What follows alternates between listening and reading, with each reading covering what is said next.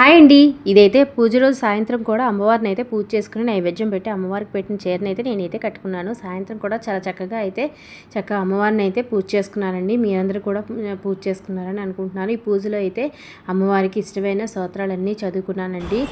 నమస్తేస్తు మహామాయే శ్రీపీఠే సురపూజితే శంఖచక్ర గదాహస్తే మహాలక్ష్మీ నమోస్తుతే నమోస్తే గరుడారుడే ढोलासुरभयङ्करी सर्वपापहरे देवी महालक्ष्मी नमोऽस्तुते सर्वज्ञे सर्ववरदे सर्वदुष्टभयङ्करी सर्वपापहरे देवी महालक्ष्मी नमोऽस्तुते।